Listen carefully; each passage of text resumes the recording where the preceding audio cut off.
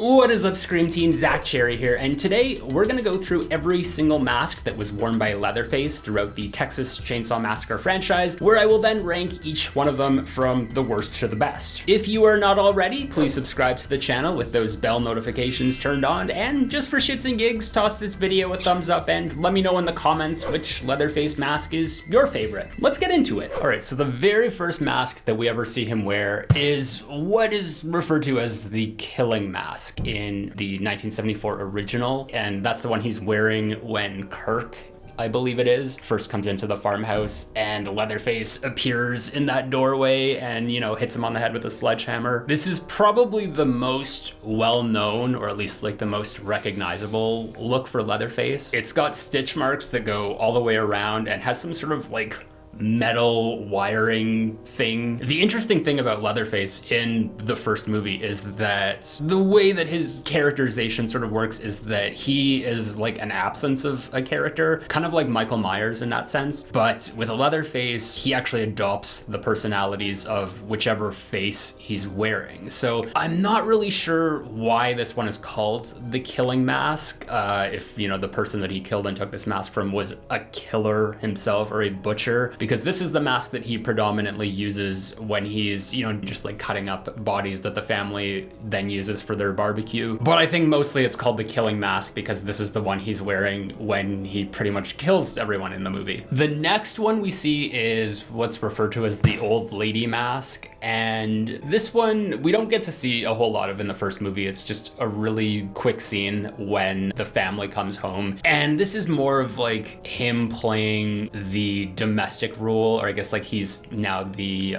matron of the family in this case. So he's wearing an apron and he's, you know, doing all this work in the kitchen. This one is accompanied by a short gray wig, and whenever Leatherface takes on this persona, he's kind of like just pushed around a lot by the family. Like they're always yelling at him. So just in terms of Leatherface, you know, being this iconic character, the Old Lady Mask isn't his most imposing, because, you know, this is probably him at his most like weakest and subservient state. And then the last one we see in the movie, which kind of takes us into the finale when he's chasing Sally out on the highway road, is what's referred to as the Pretty Woman Mask. And this one, it's just you know, slathered with makeup, and it's got this like tear in the chin. I guess it's stretched over Leatherface's real face more than it should be, so that's why it's kind of split there. But he wears this one with a curly black wig. Now, when we get to the 1986 sequel, Texas Chainsaw Massacre 2, there is only one mask used in that movie. And I don't know if there's an official name for this, but I just call this one the Frankenstein Mask because it looks like it's kind of got all of these different faces stitched together. It's not really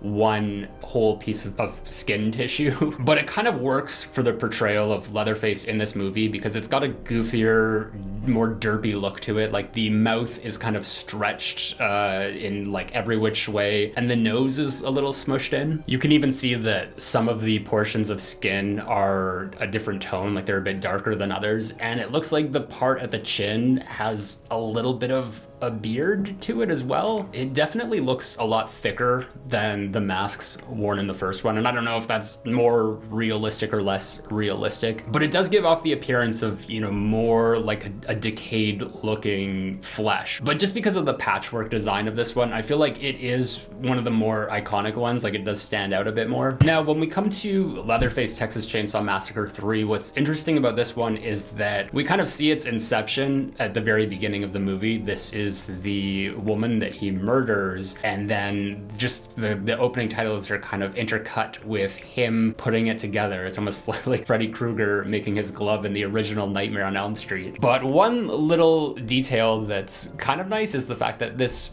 person who he kills has a tattoo of a rose just off to the side of her right eye, and you know, we can see it while he's cutting up the mask, and then it's also visible later on when he's wearing it. The funny thing about this one though is that it looks very decayed considering that it's a relatively fresh kill. It mostly just looks like a ratty paper bag over his head, but I like that there's kind of like just like the bloody flesh marks all over it. Despite the fact that, you know, I don't really like this movie movie, and everything about it is very unmemorable. It actually is one of the more grotesque designs that they've done for him. Now, when it comes to Texas Chainsaw The Next Generation, similar to the original, we are implementing the 3 different masks again. So we've got the killing mask, the old lady, and the pretty woman. So the first one we see is the killing mask, and it's when he sneaks up behind Heather on the front porch. And you can really see that the production quality isn't as good here. I don't know what it is with this mask. Like, it's clearly all just one person's face, but it's got stitching all over it. And then I can't tell if he has a mullet or the mask has a mullet, or that he's wearing a wig, but then his regular hair is coming in behind it. So it does give it the effect that he's wearing a mullet, but he's also wearing these army fatigues with it. So he looks really goofy here. This is not going to be one of my favorite looks, just spoilers for my ranking, but it just mostly looks very cheap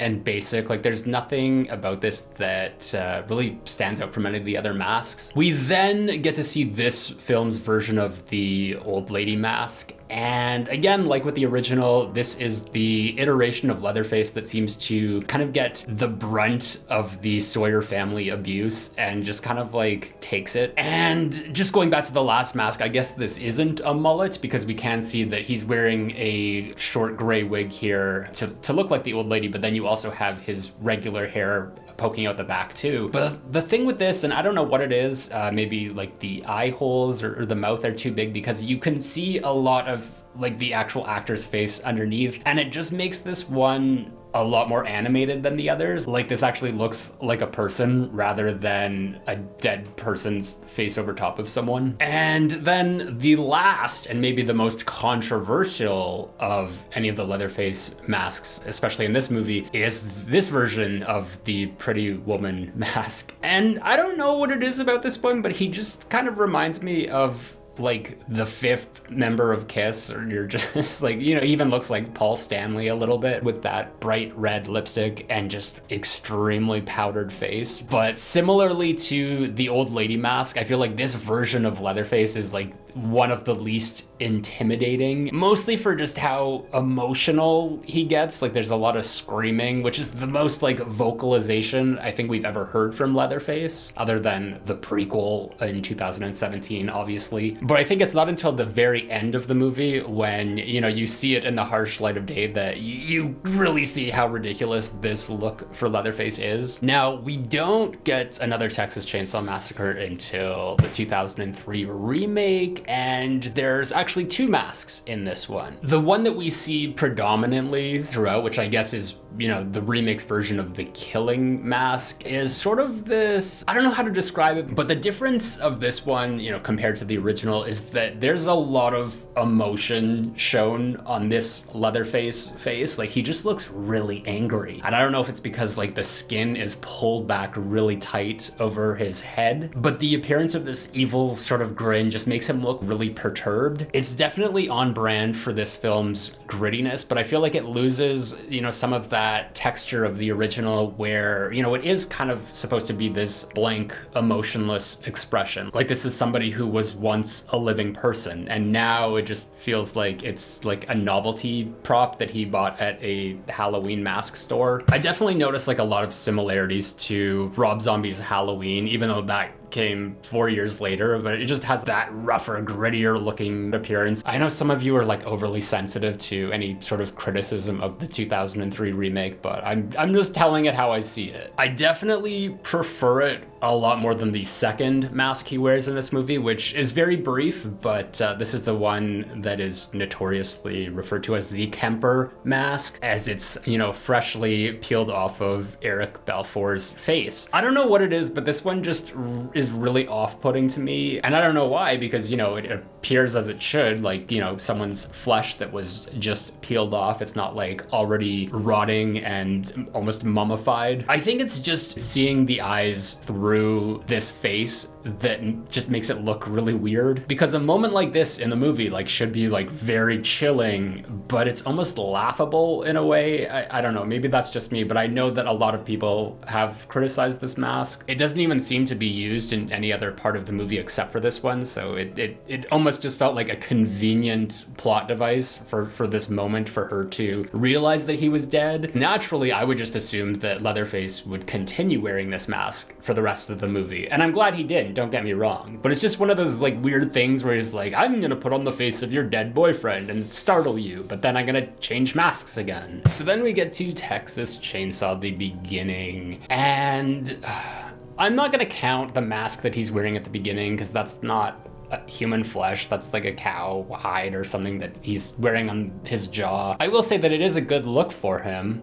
He kind of has this appearance of an executioner, but we're just counting the people faces that he wears here. So the only one in this movie is, I guess, we're calling it the Eric mask. It's funny because with this one, they're kind of hitting the same beat that they did with the Kemper mask. But what I like better about this one is that, you know, it does have that very nondescript look about it. Like you can't really see any personality to it at all. It's just like this blank expression. It's like the Michael Myers mask. But just in terms of this being a character that we know and that, you know, our main protagonist knows and just would be affected by seeing it, I think it's more effective when you don't see Leatherface's eyes behind that mask, because seeing the eyes just makes it look like it's somebody poorly drawing a sketch of that person's face from memory. I don't know, just remember, these are my criticisms. You don't have to get all bent out of shape if you don't agree with me. Now, when it comes to Texas Chainsaw 3D, we do have two masks here, which, you know, I totally forgot about. I just remember the one, and of course that's the one we see primarily throughout the movie, which to me looks like, I don't know, like, what's that like stuff that you give to your dog to chew on? It's sort of like just like dried, cured meat or something. I have no idea. Like, it literally looks like he has like prosciutto that's been wrapped around his head many times and he was just like left out in the sun to bake. And in this shot, it kind of looks like potato skin, but you know, again, it's all stitched up. The eye holes seem to be a lot bigger this time around as well. Even the mouth hole's a lot bigger. Like with the original Killing Mask, it's also got that circular stitching around the head. I don't know if that means that this is the same mask as that one. I don't think it would be because we don't see the metal wiring. It should be noted that we also do get to see the Pretty Woman mask in the sort of like the flashback opening. But since it's basically, you know, supposed to be the same one that we do see in the 1974 version, and we barely get to see it here, I'm not gonna include or rank it as its own separate mask. But then the second one, and you know, this is confusing because I didn't think that it was another mask, but you know, it's after he skins the deputy, which is a mask that he actually never wears. We see him putting on this new mask, which does look very similar to the one he's already been wearing, but he's like stitching it onto his face. I think that like this one looks a little lighter. Like the other one definitely had a darker and more decayed look to it, but I think it was a missed opportunity to, you know, not give the second mask like more of a separate identity, because this is where they could have had that distinction between the Killing Mask or the Pretty Woman mask or the Old Lady mask, or, you know, come up with a entirely new persona. So if anything, this whole bit and, you know, second mask just kind of showcases, I guess, how he puts the mask on or just like fashions it to his face. And then in Leatherface,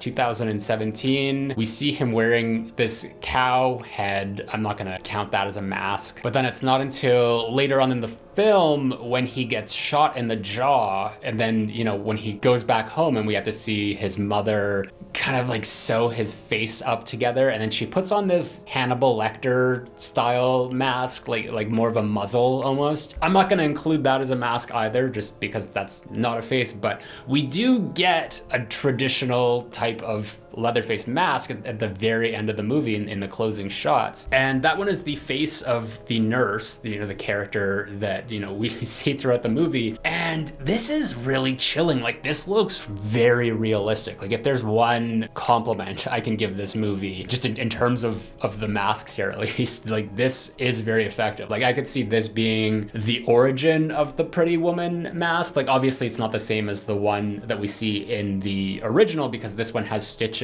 that kind of goes across the face underneath the nose, but just seeing like the flesh hanging out at the bottom of the neck, like, and his eyes through the mask, like, it looks creepy. Like, it doesn't have that level of personality to it. It's like kind of like the eyes without a face mask. Like, this is how they should be making Leatherface masks in these movies. And then finally, in the newest installment, Texas Chainsaw Massacre, we have the like Mrs. McCumber face, I guess that's what we're calling it. So maybe this is his new version of the old lady mask. I've heard people criticize this one. It's definitely a lot different than, you know, what we're used to, just in terms of the more traditional one. But I really like the saggy, sort of like droopy look to it. It is funny that like the forehead of this mask goes all the way up, because I don't remember this woman like having that big of a forehead when we do see her alive. But it definitely gives this movie a lot more distinction just in terms of his look and aesthetic throughout the whole thing. Like, that's the good thing about Leatherface, is like he's not bound to this one specific mask like the way Michael Myers or Jason Voorhees is. So they can play around with the design a little bit. It would be nice to see like them somehow recreate